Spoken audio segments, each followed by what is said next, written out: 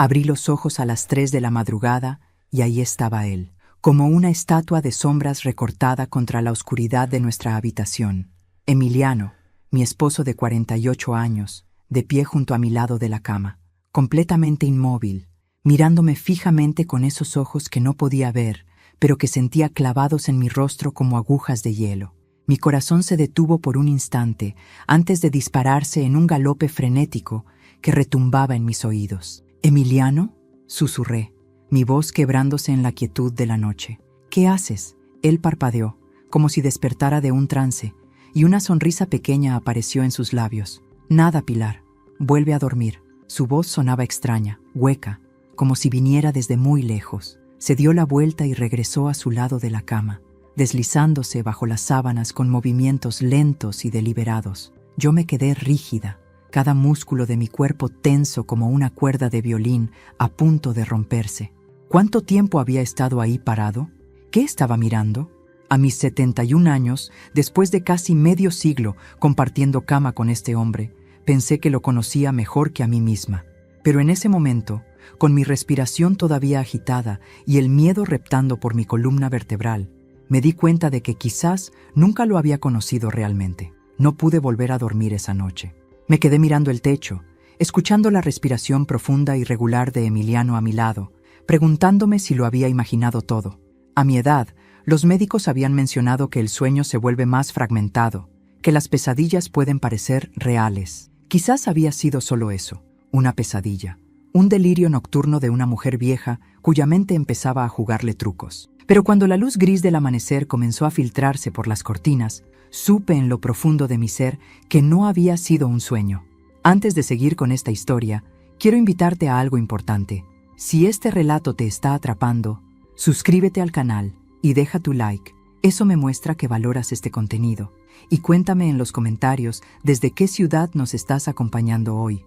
Ahora sí, sigamos. Me levanté cuando el despertador sonó a las 6:30, como todos los días desde que Emiliano se jubiló de su trabajo en la notaría hace 6 años. Él seguía dormido, o eso parecía, con su rostro tranquilo y relajado, las arrugas profundas alrededor de sus ojos suavizadas por el descanso. Lo observé desde la puerta del baño, este hombre de 74 años, que había sido mi compañero, mi confidente, el padre de mis 3 hijos. ¿Realmente había estado parado junto a mi cama, observándome en la oscuridad? Preparé el desayuno en piloto automático. Café negro para él, té de manzanilla para mí, tostadas con mermelada de fresa, huevos revueltos. La rutina de décadas que podría ejecutar con los ojos cerrados. Cuando Emiliano bajó, recién duchado y vestido con sus pantalones de gabardina y su camisa celeste que tanto le gustaba, me besó en la mejilla como siempre. «Buenos días, mi amor», dijo, sirviéndose café. «¿Dormiste bien?». La pregunta me golpeó como una bofetada. ¿Era sincera o era una burla velada? Lo miré, buscando algún indicio en su expresión, alguna señal de que recordaba lo que había hecho, pero su rostro era el mismo de siempre, amable, un poco distraído, ordinario. «Bien», mentí, untando mantequilla en mi tostada con manos que temblaban ligeramente. «¿Y tú?». «Como un bebé», respondió, y algo en el tono de su voz, algo casi imperceptible, me erizó la piel. Esa noche me acosté temprano, fingiendo cansancio. Emiliano se quedó en la sala viendo las noticias, como era su costumbre.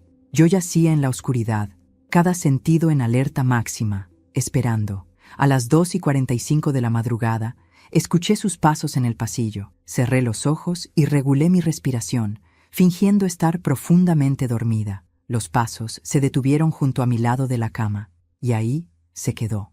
Podía sentir su presencia como una sombra fría que absorbía todo el calor de la habitación. Pasaron los minutos, 5, 10, 15, y él no se movía. Mi corazón golpeaba con tanta fuerza que temía que pudiera escucharlo. Finalmente, después de lo que pareció una eternidad, escuché su voz, apenas un susurro quebrado por la emoción. «Lo siento». 2 palabras que abrieron un abismo bajo mis pies. «¿Lo siento por qué?». Durante los siguientes 5 días, fingí dormir cada noche. Y cada noche, sin falta, Emiliano aparecía junto a mi cama entre las 2 y las 3 de la madrugada. Siempre el mismo ritual. Se quedaba parado allí durante 10, 15, a veces 20 minutos, observándome en silencio. A veces murmuraba ese «lo siento» quebrado. Otras noches permanecía completamente callado, solo el sonido de su respiración lenta llenando el espacio entre nosotros. Yo yacía inmóvil como una muerta, controlando cada respiración, cada músculo, rogando que no notara el pulso salvaje en mi cuello o el sudor frío que empapaba mi camisón. Durante el día, cuando él actuaba con normalidad absoluta, comencé a preguntarme si estaba perdiendo la cordura. ¿Realmente estaba sucediendo esto? ¿O mi mente de 71 años me estaba traicionando? Pero no, esto era real, tan real como las ojeras que comenzaban a marcarse bajo mis ojos por la falta de sueño profundo, tan real como el miedo que se había instalado en mi pecho como un tumor maligno. El martes por la mañana, Emiliano anunció casualmente mientras desayunábamos: «Voy a jugar dominó con Rubén esta tarde. Llegaré como a las 7». «Perfecto», dije, untando mermelada en mi tostada con movimientos mecánicos. Mi mente ya estaba trabajando. Tenía la tarde libre para hacer lo que llevaba días contemplando: buscar pistas. Esperé hasta escuchar su carro alejarse por la calle antes de moverme. Nuestro dormitorio, que había sido mi santuario durante casi 5 décadas, ahora se sentía como territorio enemigo. Comencé con su mesita de noche, abriendo el cajón con manos temblorosas. Encontré lo usual: anteojos de lectura, un rosario que su madre le había regalado hace años, recibos viejos, bolígrafos secos, nada fuera de lo común. Revisé su armario, palpando los bolsillos de cada saco, cada pantalón. Nada. Me moví a su estudio, esa pequeña habitación al final del pasillo donde guardaba sus libros de derecho y sus documentos de la notaría donde había trabajado toda su vida. Los archivadores estaban organizados meticulosamente, cada carpeta etiquetada con su caligrafía precisa: facturas pagadas, estados de cuenta, pólizas de seguro, escrituras de la casa, todo en orden perfecto. Estaba a punto de rendirme cuando vi la caja, una simple caja de zapatos en el estante más alto del closet, empujada hasta el fondo, casi invisible. Tuve que usar una silla para alcanzarla, y cuando la bajé, el polvo que la cubría me dijo que llevaba años ahí arriba, intocada. Mis manos temblaban al abrir la tapa.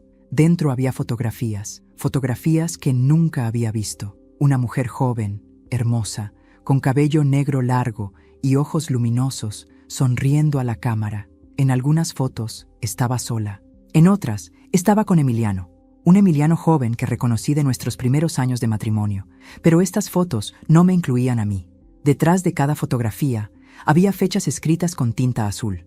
Las fechas me golpearon como puñetazos: 1975, 1976, 1977, los primeros años de nuestro matrimonio. Mientras yo estaba embarazada de nuestro primer hijo, mientras criaba a nuestros bebés, mientras construía nuestro hogar, Emiliano había estado... ¿Qué? ¿Con esta mujer? Había también cartas. Las abrí con dedos torpes, mi visión nublándose por las lágrimas que se negaban a caer. «Mi amor», comenzaba una, «cada día que pasa sin verte es una agonía. Pronto encontraremos la manera. Ten paciencia. Te amo. Emiliano». Fechada en marzo de 1976. 2 meses después de que naciera nuestra hija Claudia, el mundo giró a mi alrededor. Me senté en el suelo del estudio, rodeada de evidencia de una traición que tenía casi 50 años, pero que se sentía tan fresca como si hubiera ocurrido ayer. ¿Quién era esta mujer? ¿Cuánto tiempo había durado la aventura? ¿Mis hijos lo sabían? ¿Alguien lo sabía? Y más importante, ¿por qué Emiliano venía cada noche a mirarme dormir, susurrando «lo siento»?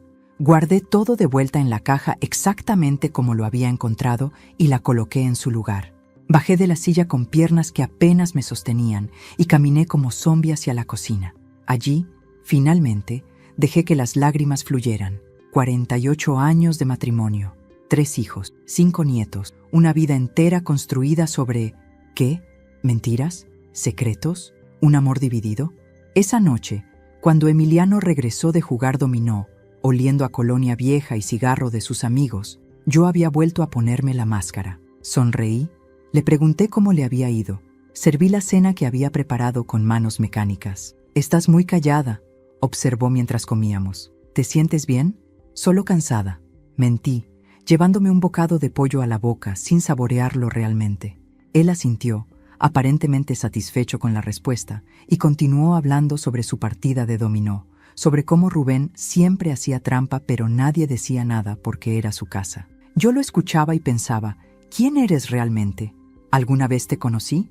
Esa noche, cuando las manecillas del reloj marcaron las 2:47 a.m., él vino otra vez, y esta vez susurró algo más que «lo siento».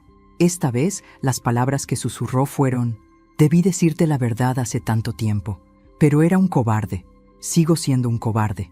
Me quedé paralizada bajo las sábanas, cada nervio de mi cuerpo en llamas. ¿Qué verdad? ¿La mujer de las fotografías? ¿O había algo más, algo peor que aún no había descubierto? Emiliano permaneció allí varios minutos más antes de regresar finalmente a su lado de la cama. Yo esperé hasta escuchar sus ronquidos suaves antes de atreverme a abrir los ojos en la oscuridad. Las lágrimas corrían silenciosas por mis sienes, empapando la almohada. La mañana siguiente era miércoles, día de mercado. Emiliano y yo teníamos una rutina de décadas: desayunar juntos, luego yo iba al mercado mientras él leía el periódico y hacía el crucigrama. Una coreografía matrimonial perfectamente ensayada. ¿Necesitas que te acompañe hoy?, preguntó mientras yo buscaba mi bolso de tela para las compras. Lo miré realmente por primera vez en días. Su rostro bondadoso, las arrugas profundas alrededor de los ojos que se marcaban cuando sonreía, el cabello completamente blanco, peinado hacia atrás con gel como siempre. Este hombre que compartía mi cama, mi mesa, mi vida. Este extraño. No es necesario, dije con voz que sonó más áspera de lo que pretendía. Descansa. En el mercado, me moví entre los puestos como autómata. La señora Marta, que vendía verduras desde hace 30 años en el mismo puesto, me preguntó si me sentía bien. «Te ves pálida, Pilar. ¿Estás enferma?» «Solo un poco cansada», murmuré, eligiendo tomates sin realmente verlos. «A nuestra edad hay que cuidarse», dijo ella, envolviendo las verduras. «El cansancio puede ser señal de muchas cosas. ¿Has ido al doctor?» «Doctor». La palabra resonó en mi mente. ¿Y si Emiliano estaba enfermo?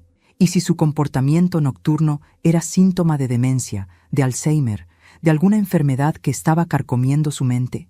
Eso explicaría por qué durante el día parecía completamente normal, pero de noche, no. Los susurros eran demasiado coherentes, demasiado específicos. Debí decirte la verdad. Esas no eran palabras de un hombre confundido por la enfermedad. Eran palabras de un hombre atormentado por la culpa. Cuando regresé a casa, Emiliano estaba en el jardín, podando los rosales que yo había plantado cuando nos mudamos a esta casa hace 42 años. Me vio llegar y me saludó con la mano, sonriendo. «Los rosales están hermosos este año», gritó. «Mira cuántos capullos, hermosos, como si nada estuviera mal, como si cada noche no viniera a mi cama a susurrar confesiones crípticas mientras me creía dormida». Preparé el almuerzo, sopa de lentejas, su favorita, y comimos juntos en la mesa de la cocina donde habíamos comido miles de comidas durante casi 5 décadas. Él habló sobre un documental que quería ver esa noche sobre la Segunda Guerra Mundial, sobre cómo el vecino necesitaba arreglar su cerca que estaba cayéndose, sobre trivialidades que llenaban el espacio entre nosotros. Yo asentía, sonreía en los momentos apropiados, respondía cuando era necesario. Pero mi mente estaba en otra parte, calculando, analizando, tratando de armar el rompecabezas con las pocas piezas que tenía. Esa tarde, mientras Emiliano dormía su siesta en el sillón de la sala, otra rutina sagrada, subí nuevamente al estudio. Esta vez busqué con más cuidado, metodología que no había empleado antes. Revisé cada libro, sacudiéndolo para ver si caía algo. Palpé el forro de los cajones, buscando compartimentos ocultos, y entonces lo encontré. Pegado con cinta adhesiva en la parte inferior del último cajón del escritorio, un sobre manila delgado. Dentro había un recorte de periódico amarillento. El titular decía: «Joven mujer muere en accidente automovilístico». La fecha: 15 de agosto de 1978. La fotografía borrosa mostraba un auto destrozado. Pero lo que me heló la sangre fue el texto. Sofía Méndez, de 28 años, falleció ayer al perder el control de su vehículo en la carretera a Santa Elena. Las autoridades investigan las causas del accidente.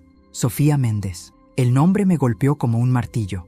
Volví corriendo al closet, bajé la caja de zapatos otra vez, busqué entre las fotografías hasta encontrar una donde se veía su rostro claramente. Era ella, la mujer de las fotos, la mujer con quien Emiliano había tenido, ¿qué? ¿Una aventura? ¿Un romance? Estaba muerta. Llevaba muerta 46 años, y mi esposo venía cada noche a susurrarme disculpas junto a mi cama. Las piezas comenzaban a encajar, pero la imagen que formaban era tan perturbadora que mi mente se resistía a aceptarla. ¿Qué había sucedido realmente en agosto de 1978? ¿Qué tenía que ver Emiliano con la muerte de esta mujer? Y lo más aterrador, ¿qué más no sabía sobre el hombre con quien había compartido mi vida? Guardé el recorte del periódico exactamente donde lo había encontrado, pegándolo nuevamente bajo el cajón con manos que no dejaban de temblar. Bajé las escaleras como una sonámbula y me encontré con Emiliano despertando de su siesta, estirándose en el sillón con un bostezo.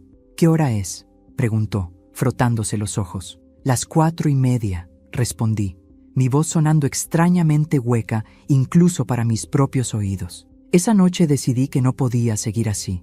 Necesitaba escuchar todo, entender completamente qué demonios estaba sucediendo. Así que me preparé meticulosamente. Me acosté temprano nuevamente, pero esta vez tomé precauciones extra.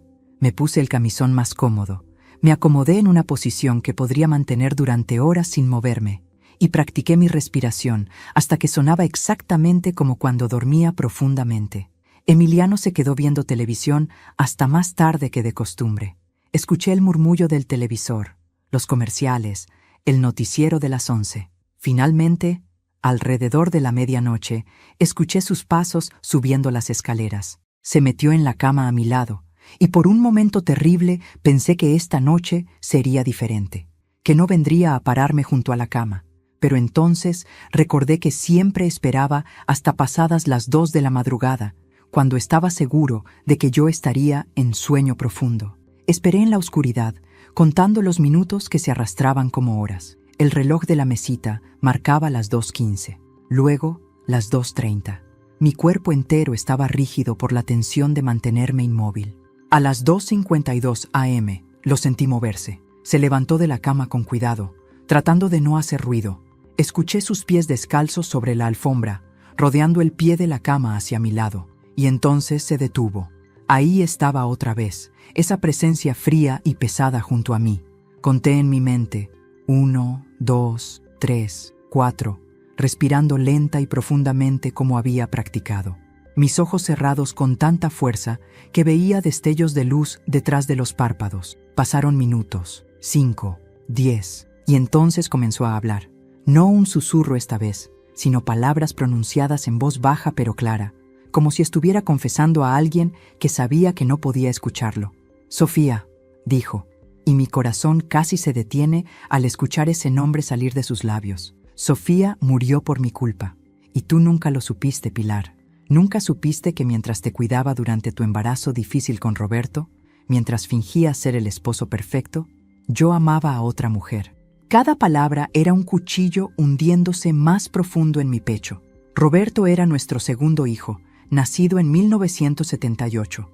Yo había tenido complicaciones, reposo absoluto por meses, y durante ese tiempo, ella me pedía que dejara todo, continuó Emiliano, su voz quebrándose, que me fuera con ella. Decía que me amaba, que podíamos empezar de nuevo en otra ciudad. Pero yo tenía miedo. Tenía 2 hijos, una esposa embarazada, una reputación que cuidar. Era un notario respetado. No podía simplemente abandonar todo. Hubo una pausa larga. Escuché un sollozo ahogado. Esa noche, la última noche que la vi, peleamos. Le dije que no podía dejar a mi familia, que lo nuestro tenía que terminar. Ella estaba destrozada, furiosa. Se fue manejando en la lluvia, llorando tanto que apenas podía ver. Yo la dejé ir. Sabía que no estaba en condiciones de conducir, pero la dejé ir porque era más fácil que enfrentar la situación. No. 2 horas después, la policía me llamó a la notaría. Había tenido un accidente en la carretera a Santa Elena. Murió instantáneamente. Y su voz se quebró completamente. Yo dejé que todos creyeran que fue solo un accidente trágico. Nadie supo que había estado conmigo esa noche. Nadie supo que la mandé a la muerte. Las lágrimas corrían por mis mejillas, empapando la almohada. Pero no me moví. No podía moverme. Durante 46 años he cargado con esta culpa, continuó. Te he mentido todos los días de nuestro matrimonio. Construimos una vida hermosa. Tuvimos hijos maravillosos, nietos, pero todo está manchado por este secreto, por esta mentira monstruosa. Hubo otro silencio largo. Y ahora estoy viejo, Pilar. El doctor me dio 6 meses, quizás 1 año. El cáncer de páncreas no perdona, y no puedo morir sin que sepas la verdad, pero soy tan cobarde que solo puedo decírtelo cuando creo que estás dormida. El mundo se detuvo. Cáncer de páncreas. 6 meses. Mi esposo se estaba muriendo, y había vivido casi 5 décadas con el peso de haber causado indirectamente la muerte de la mujer que amaba. Perdóname, susurró finalmente. Perdóname por todo. Y entonces se fue, regresando a su lado de la cama. Yo permanecí inmóvil, lágrimas silenciosas corriendo sin cesar, mi corazón destrozado en 1000 pedazos, sin saber si lo que sentía era dolor, rabia, traición o una mezcla terrible de todo. No dormí el resto de esa noche, ni siquiera lo intenté. Me quedé acostada mirando el techo mientras la luz gris del amanecer se filtraba lentamente por las cortinas, escuchando la respiración de Emiliano a mi lado. Esa respiración que ahora sabía pertenecía a un hombre moribundo, a un hombre que había amado a otra mujer durante nuestro matrimonio, a un hombre cuya cobardía había causado una muerte. 46 años, 46 años de mentiras. Repasé mentalmente cada año de nuestro matrimonio, buscando señales que debía haber visto. 1978. Yo con reposo absoluto, embarazada de Roberto, confiando ciegamente en que mi esposo me cuidaría, me protegería. Mientras tanto, él estaba con ella, con Sofía Méndez. ¿La había amado más que a mí? La pregunta me torturaba. En sus confesiones nocturnas, nunca había dicho que me amaba a mí, solo que tenía miedo de perder su reputación, su familia, su posición.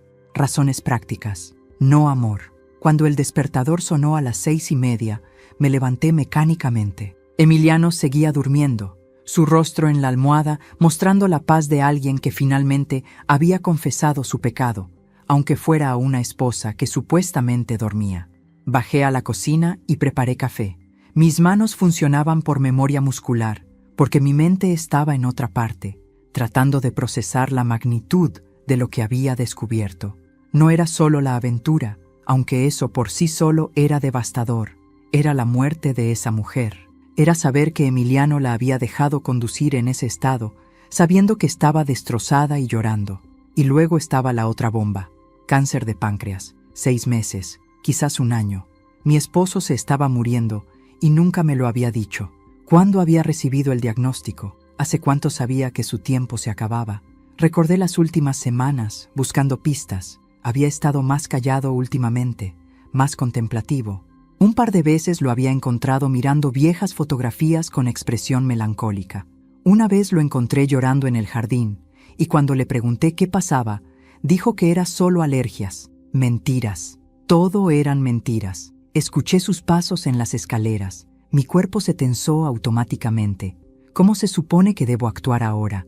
¿Cómo finjo que no sé que mi matrimonio entero ha sido una farsa? «Buenos días», dijo Emiliano, entrando a la cocina. Se veía cansado, ojeras profundas bajo los ojos. Ahora que sabía que estaba enfermo, podía ver las señales. Había perdido peso, su piel tenía un tono grisáceo, se movía más lento. «Buenos días», logré responder, sin mirarlo directamente. Se sirvió café y se sentó en su lugar habitual. El silencio se extendió entre nosotros, pesado y denso. Normalmente yo habría llenado el silencio con charla trivial, el clima, los planes del día, algún chisme del vecindario, pero no podía. Las palabras se atoraban en mi garganta. «¿Estás bien?», preguntó finalmente. La ironía de la pregunta casi me hace reír histéricamente. ¿Estaba bien? Mi esposo me había engañado, había causado indirectamente la muerte de su amante, me había mentido durante casi medio siglo. Estaba muriendo de cáncer y no me lo había dicho. No, no estaba bien, solo cansada, mentí, usando las mismas palabras que había usado durante días. No he dormido bien últimamente. Él asintió mirando su café. Yo tampoco. Quería gritarle, quería lanzarle la taza de café a la cara, quería exigir explicaciones, confrontarlo con todo lo que sabía, pero algo me detenía. Una parte fría y calculadora de mi cerebro que me decía: Espera, piensa, planea. Porque si algo había aprendido en 71 años de vida, era que las decisiones tomadas en caliente raramente eran las correctas. Voy a salir hoy, dije de repente. Tengo algunas cosas que hacer. ¿Necesitas que te acompañe? No. La palabra salió más cortante de lo que pretendía. Suavicé mi tono. Voy a ver a Claudia. Cosas de mujeres. Otra mentira agregada a la montaña de mentiras que ahora constituían nuestra vida juntos. Claudia, nuestra hija mayor, vivía al otro lado de la ciudad. No tenía intención de visitarla hoy. Tenía otros planes. Después del desayuno me arreglé cuidadosamente. Me puse mi mejor vestido azul. Me maquillé. Me peiné. Quería verme digna, compuesta. Quería verme como la mujer que era antes de que mi mundo se derrumbara. «Te ves hermosa», dijo Emiliano cuando bajé. Había lágrimas en sus ojos. No respondí. Simplemente tomé mi bolso y salí. Conduje hasta la biblioteca municipal, ese edificio antiguo, en el centro donde pasaba horas cuando era joven. Pedí acceso a los archivos de periódicos viejos y busqué cada artículo sobre Sofía Méndez y su accidente. Había 3 artículos en total. El primero reportaba el accidente. El segundo, 2 días después, cubría el funeral. El tercero, una semana después, cerraba la investigación concluyendo que fue un accidente causado por condiciones climáticas adversas y posiblemente exceso de velocidad. Ninguno mencionaba a Emiliano. Ninguno sugería que ella hubiera estado alterada emocionalmente. La verdad había muerto con ella, o eso había creído Emiliano. Pasé 3 horas en la biblioteca, tomando fotografías con mi teléfono de cada artículo, cada mención de Sofía Méndez. Luego busqué su nombre en los registros públicos. Descubrí que había nacido en 1950, que había estudiado pedagogía en la Universidad Nacional, que había trabajado como maestra de primaria en la Escuela San José. La Escuela San José. El nombre me resultaba familiar. Rebusqué en mi memoria hasta que lo recordé. Emiliano había hecho trabajo legal pro bono para esa escuela durante años. «Es mi forma de retribuir a la comunidad», solía decir. «Qué conveniente, qué noble y qué mentiroso». Cuando salí de la biblioteca, el sol estaba alto en el cielo. Eran casi las 2 de la tarde y no había comido nada, pero no tenía hambre. Tenía algo más urgente que hacer. Conduje hasta la Escuela San José. El edificio había sido renovado desde los años 70, pero la estructura básica seguía siendo la misma. Era hora de almuerzo y el patio estaba lleno de niños gritando y jugando. Me acerqué a la dirección y pedí hablar con alguien que hubiera trabajado allí hace mucho tiempo. La secretaria, una mujer joven de unos 30 años, me miró con curiosidad. «Hay una profesora que lleva aquí desde los años 80, la profesora Beatriz Romero. Está en el aula 12. Encontré a la profesora Romero organizando materiales en su salón. Era una mujer de unos 65 años, cabello gris recogido en un moño, anteojos colgando de una cadena en su cuello. «¿Profesora Romero?», comencé. «Disculpe la intrusión. Mi nombre es Pilar Torres. Estoy investigando sobre alguien que trabajó aquí hace muchos años, Sofía Méndez». El rostro de la profesora se iluminó con reconocimiento, pero también con tristeza. «Sofía, Dios mío, hace tanto que no escucho ese nombre. Ella murió en un accidente, ¿verdad? Fue terrible. ¿La conoció bien?» «Éramos amigas. Bueno, yo recién había empezado a trabajar aquí cuando pasó el accidente.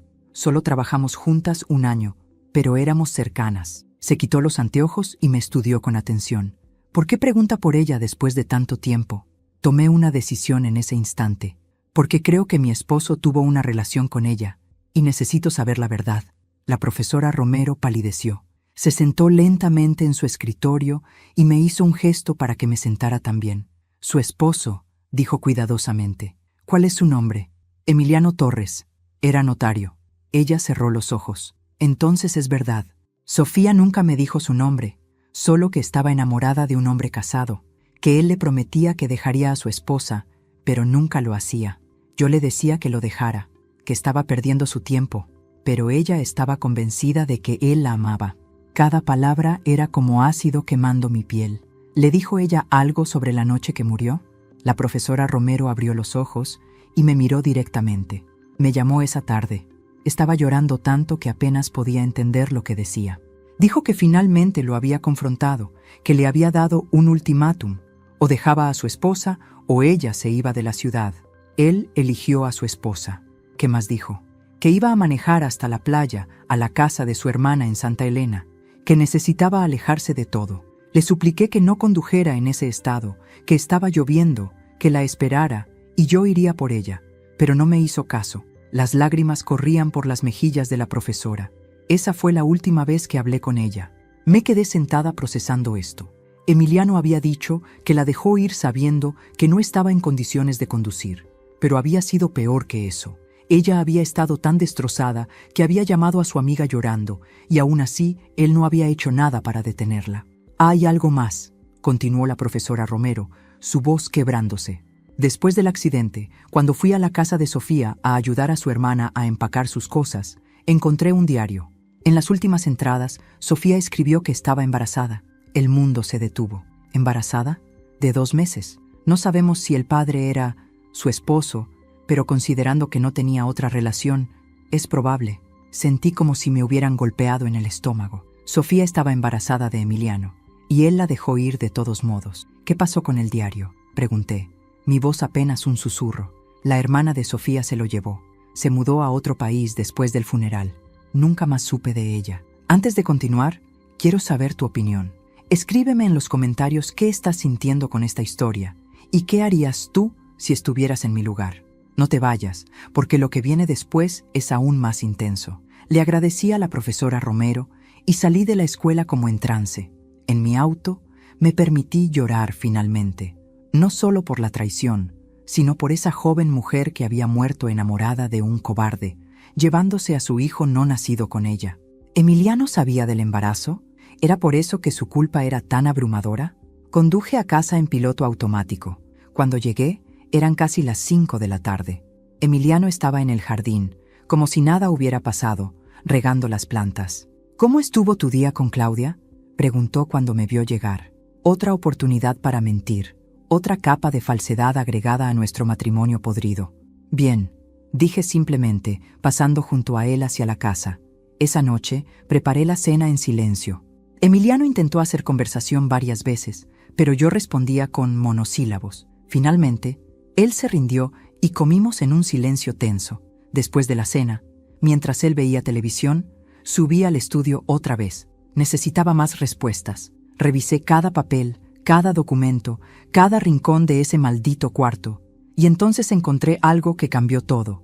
En el fondo de un archivador marcado como Casos cerrados, 1970-1980, había una carpeta delgada etiquetada simplemente como SM. Dentro había copias de transferencias bancarias. Emiliano había estado enviando dinero a una cuenta a nombre de Carmen Méndez mensualmente desde agosto de 1978 hasta diciembre de 2005. 27 años de pagos mensuales. Carmen Méndez, la hermana de Sofía. ¿Por qué Emiliano le había estado enviando dinero durante casi 3 décadas? ¿Culpa? ¿Chantaje? ¿O...? Mi mente corrió con posibilidades, cada una más perturbadora que la anterior. Tomé fotografías de todo con manos temblorosas. Ahora tenía pruebas. Tenía evidencia física de la doble vida de Emiliano, de sus mentiras, de sus secretos. La pregunta era, ¿qué iba a hacer con esta información? Esa noche, cuando Emiliano vino a mi lado de la cama a las 2:50 a.m., yo no fingí estar dormida. Esta vez, cuando susurró, «Lo siento», abrí los ojos y lo miré directamente. La expresión en su rostro cuando nuestras miradas se encontraron en la oscuridad fue de puro terror. «Hola, Emiliano», dije con voz fría como el hielo. «Creo que es hora de que hablemos». Emiliano retrocedió tambaleándose, como si mis palabras hubieran sido un golpe físico. En la penumbra de la habitación, iluminada apenas por la luz de la calle que se filtraba por las cortinas, pude ver cómo el color abandonaba su rostro. «Pilar». Su voz se quebró. «¿Cuánto tiempo llevas despierta?», completé la frase por él, incorporándome en la cama. «Todas las noches, Emiliano. Todas las malditas noches que has venido aquí a susurrarme tus confesiones cobardes, he estado despierta, escuchando cada palabra». Él se dejó caer en el borde de la cama, las piernas aparentemente incapaces de sostenerlo. Puse la luz de la mesita de noche. La iluminación repentina nos mostró mutuamente en toda nuestra cruda realidad. Él, un hombre viejo y enfermo destrozado por la culpa. Yo, una mujer traicionada con ojos duros como piedras. No sé qué decir, murmuró finalmente. ¿Qué tal la verdad? Mi voz era hielo puro. Por una vez en 48 años, ¿qué tal si me dices la verdad completa mirándome a los ojos en lugar de susurrándola a una esposa que crees dormida? La amaba, dijo, y esas 3 palabras me partieron el corazón de una manera que ninguna de sus confesiones nocturnas había logrado, porque ahora era real, dicho en voz alta, admitido conscientemente. Dios me perdone, Pilar, pero la amaba. ¿Más que a mí? Él guardó silencio, y ese silencio fue respuesta suficiente. Me levanté de la cama, alejándome de él, necesitando espacio físico entre nosotros. Cuéntamelo todo, desde el principio, y esta vez sin omitir nada. Emiliano respiró profundamente, pasándose las manos temblorosas por el rostro. Cuando comenzó a hablar, su voz sonaba antigua, cansada, como si cada palabra le costara años de vida. La conocí en 1974, cuando la Escuela San José me contrató para revisar unos documentos legales. Ella era luminosa, inteligente, apasionada, llena de vida. Tú y yo llevábamos casados 6 años para entonces. Teníamos a Claudia, estabas embarazada de Roberto. Yo debería haber estado feliz, satisfecho, pero no lo estabas. No lo sé, quizás era la crisis de los 30, quizás era egoísmo puro. Solo sé que cuando la vi, algo en mí despertó. Comenzamos a hablar, luego a tomar café después de las reuniones. Nunca planeé que se convirtiera en lo que se convirtió. ¿Cuándo comenzó la aventura? Oficialmente en enero de 1975. El embarazo con Roberto fue difícil desde el principio. El doctor te ordenó reposo absoluto. Yo me sentía atrapado, asustado, y Sofía estaba ahí, ofreciéndome escape. Cada palabra era una puñalada. ¿Cuánto tiempo duró? 3 años. 3 años donde viví una doble vida. Durante el día era el esposo devoto, el padre responsable, el notario respetable. Por las noches, cuando tú dormías, cuando los niños dormían, yo salía. A veces decía que tenía reuniones de negocios, otras veces que jugaba póker con amigos. Mentiras. Todo eran mentiras. ¿Y nadie sospechó nunca? Éramos cuidadosos. Ella vivía sola, sin familia cerca, excepto su hermana Carmen que vivía en otra ciudad. Nos veíamos en su apartamento, nunca en lugares públicos. Yo pagaba todo en efectivo. No dejaba rastros, hasta que ella quedó embarazada. El rostro de Emiliano se descompuso completamente. ¿Cómo sabes eso? Hablé con su amiga, la profesora Romero, y encontré las transferencias bancarias a Carmen Méndez. 27 años de pagos mensuales, Emiliano. ¿Por qué? ¿Qué le estabas pagando? Él comenzó a llorar, sollozos profundos que sacudían su cuerpo. El bebé no murió en el accidente. Los paramédicos lograron salvarlo con cesárea de emergencia. Una niña. Nació prematura, pero sobrevivió. El mundo se detuvo. Todo sonido, todo movimiento, todo pensamiento se congeló. ¿Qué? Apenas pude susurrar. Carmen estaba en camino al hospital esa noche cuando Sofía tuvo el accidente. Llegó justo cuando los médicos sacaban al bebé. Sofía ya había muerto, pero la niña vivía. Carmen me encontró en el hospital. Yo había ido cuando me enteré del accidente, tratando de parecer un amigo preocupado. Ella me confrontó. Sabía quién era yo. Sofía le había hablado de mí. Me dijo que si no ayudaba económicamente con la niña, le diría a todo el mundo la verdad. ¿Chantaje? ¿Puedes culparla? Su hermana estaba muerta. Tenía un bebé recién nacido que cuidar, y yo era el responsable de todo. Accedí a enviarle dinero cada mes. Carmen se mudó a España con la niña, lejos de aquí, lejos de los recuerdos. Y yo seguí viviendo mi mentira. Me senté en la silla junto a la ventana, mis piernas incapaces de sostenerme. Tienes una hija de 46 años que nunca conociste. La vi una vez, confesó, cuando tenía 2 años. Volé a España diciéndote que era un viaje de negocios. Carmen me dejó verla por 1 hora en un parque. Se parecía tanto a Sofía. No pude soportarlo. Nunca volví. ¿Cómo se llama? Lucía. Carmen la llamó Lucía Sofía Méndez. Lucía. Ese nombre flotaba en el aire entre nosotros, un fantasma de una vida paralela que yo nunca había sabido que existía. Los pagos se detuvieron en 2005, dije. ¿Por qué? Carmen murió. Cáncer. Lucía ya era adulta para entonces, independiente. Me escribió una carta. La única comunicación directa que tuvimos jamás. Decía que sabía quién era yo, que su tía le había contado todo antes de morir, pero que no quería nada de mí, que los pagos habían sido suficiente, que ahora solo quería que la dejara en paz. ¿Y la dejaste? Sí, era lo que ella quería, era lo que yo merecía. Me levanté y caminé hacia el archivador en el estudio. Volví con todas las fotografías de Sofía, el recorte del periódico, los registros de las transferencias bancarias, los arrojé sobre la cama entre nosotros. Todo este tiempo, dije, mi voz temblando de furia contenida, todo este tiempo he vivido con un hombre que no conozco, que amaba a otra mujer, que tiene otra hija, que construyó nuestra vida sobre mentiras. Lo sé y lo siento. Dios, Pilar, lo siento tanto. No me digas que lo sientes, grité, y fue la primera vez que levanté la voz. No te atrevas a decirme eso otra vez. ¿Sabes qué es lo peor de todo esto? No es la aventura, no es incluso que tuvieras otra hija. Es que nunca me diste la opción de elegir. Me robaste la posibilidad de decidir si quería quedarme con un hombre así.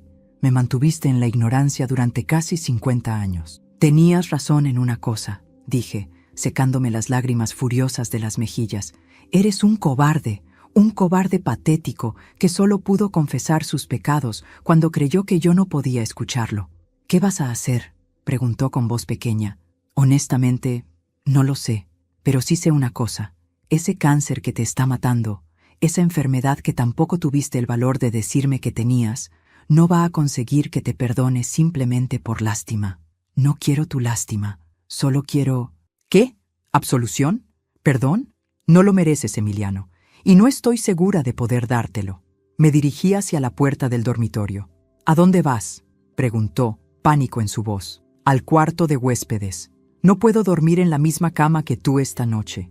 Quizás nunca más pueda. Lo dejé allí, sentado en nuestra cama, rodeado de evidencia de su traición, llorando como el hombre quebrado que era. En el cuarto de huéspedes, me acosté en la cama individual que habíamos comprado para cuando los nietos se quedaban a dormir. Miré el techo en la oscuridad, mi mente acelerada tratando de procesar todo. Tenía una hijastra de 46 años en algún lugar de España, una mujer llamada Lucía que compartía la sangre de mis hijos, que era hermana de Claudia, Roberto y Fernando sin que ellos lo supieran. Mi esposo había amado a otra mujer más que a mí. Mi matrimonio entero había sido una mentira elaborada, y ahora él se estaba muriendo, esperando que yo lo perdonara antes de que fuera demasiado tarde. Pero la pregunta que me consumía era, ¿qué diablos iba a hacer con esta información? No volví a dormir esa noche. A las 6 de la mañana, cuando la luz comenzó a llenar el cuarto de huéspedes, me levanté con una claridad mental que no había sentido en semanas. Era como si la confrontación hubiera quemado toda la confusión, dejando solo una determinación cristalina. Sabía exactamente qué tenía que hacer. Bajé a la cocina y preparé café. Emiliano apareció 20 minutos después, luciendo como si hubiera envejecido 10 años en una noche. Sus ojos estaban rojos e hinchados, su piel aún más grisácea que antes. «Pilar», comenzó, pero levanté mi mano. «Siéntate. Vamos a hablar de cómo van a ser las cosas de ahora en adelante». Él se sentó obedientemente, como un niño castigado. «Primero», dije, mi voz firme y controlada, «quiero el contacto de Lucía». Su rostro mostró sorpresa. «¿Qué?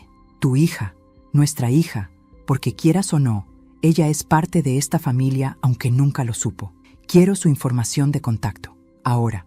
«Pilar», ella dejó claro que no quería saber nada de mí. «No te estoy pidiendo permiso, Emiliano. Te estoy diciendo lo que va a pasar. Dame su información o la encontraré yo misma. Y créeme, tengo más que suficiente motivación para hacerlo». Con manos temblorosas, él sacó su billetera y extrajo un pedazo de papel amarillento y doblado que llevaba ahí Dios sabe cuánto tiempo. Era la carta que Lucía le había enviado en 2005. En el remitente estaba su dirección en Barcelona. Tomé el papel y lo guardé cuidadosamente en el bolsillo de mi bata. «Segundo», continué, «vas a contarles la verdad a nuestros hijos, a Claudia, Roberto y Fernando. Van a saber que tienen una hermana. Van a saber todo sobre Sofía, sobre tu aventura, sobre tu cobardía. No hoy, pero pronto. Les daremos tiempo para procesarlo, pero la verdad saldrá a la luz. Pilar, por favor, eso los destruirá. ¿Y a mí qué me destruyó? Exploté. ¿Acaso pensaste en mí cuando estabas con ella? ¿Pensaste en nuestros hijos cuando la dejaste conducir a su muerte? No, Emiliano.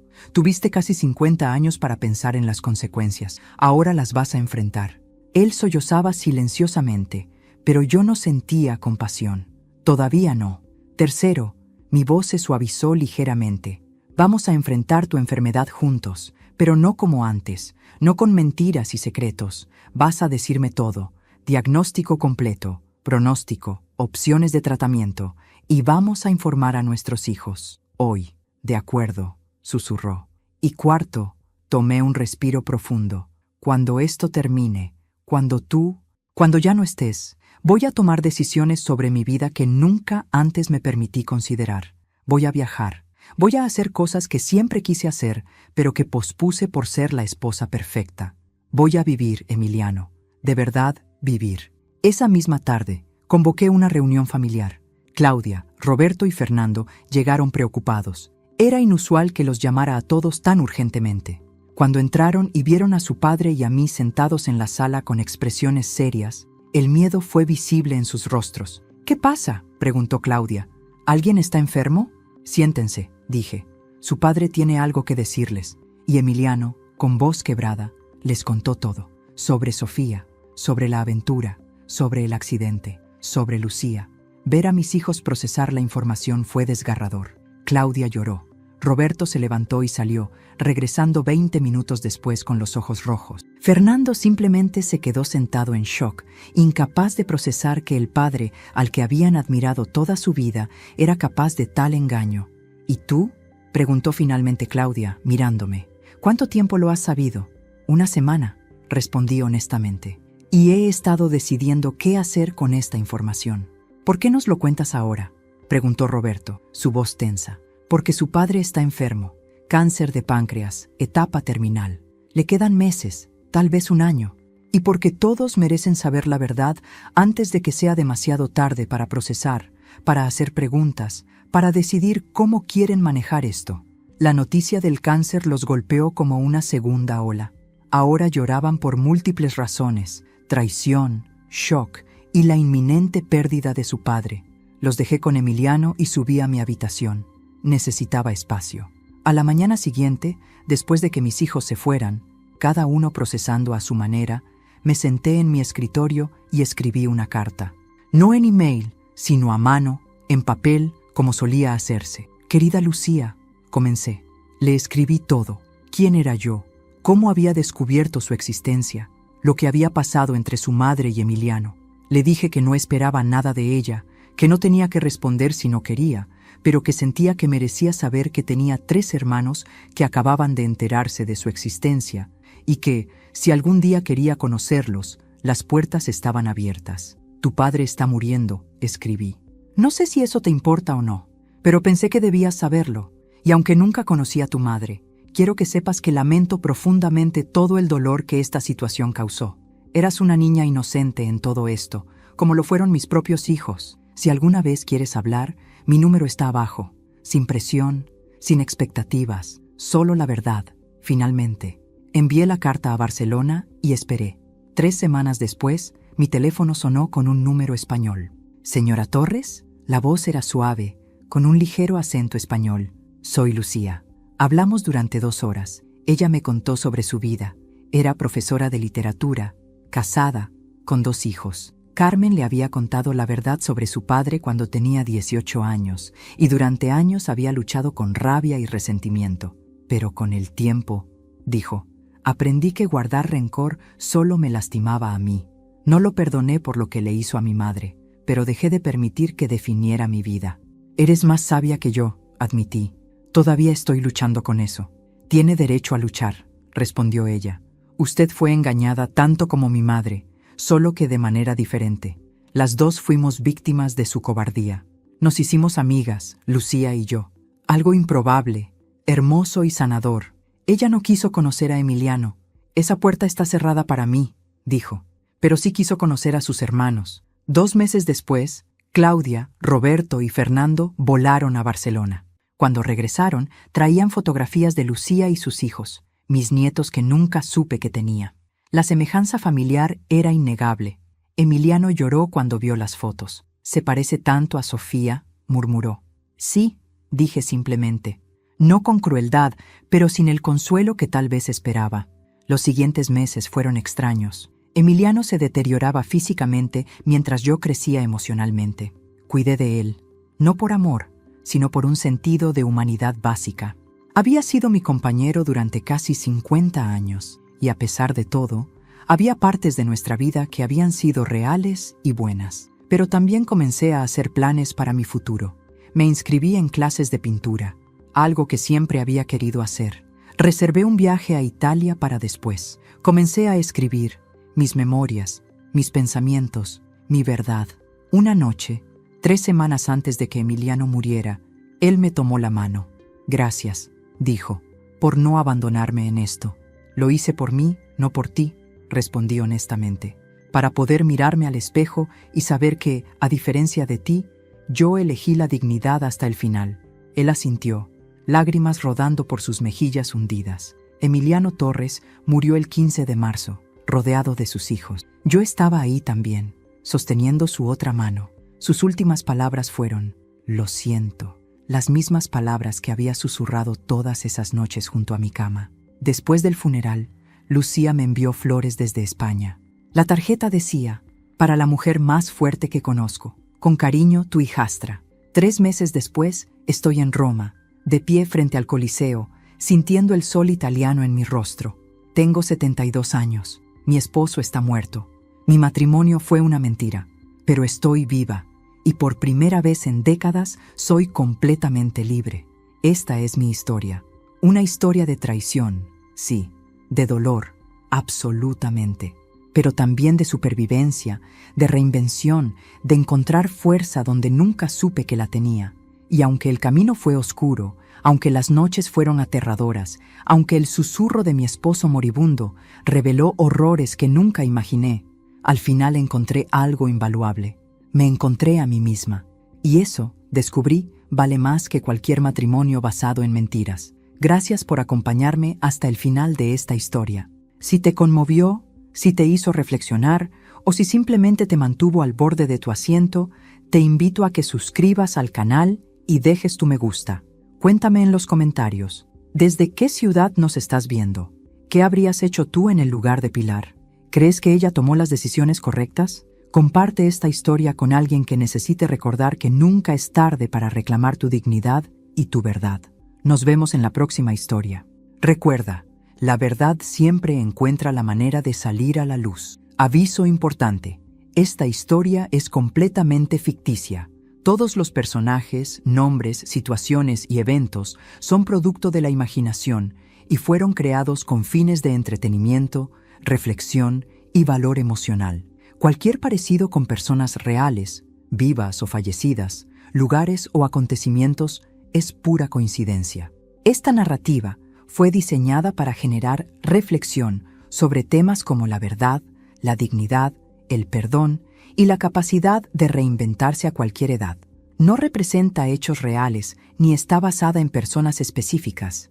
Si enfrentas situaciones similares en tu vida real, te recomendamos buscar apoyo profesional de terapeutas, consejeros o especialistas calificados.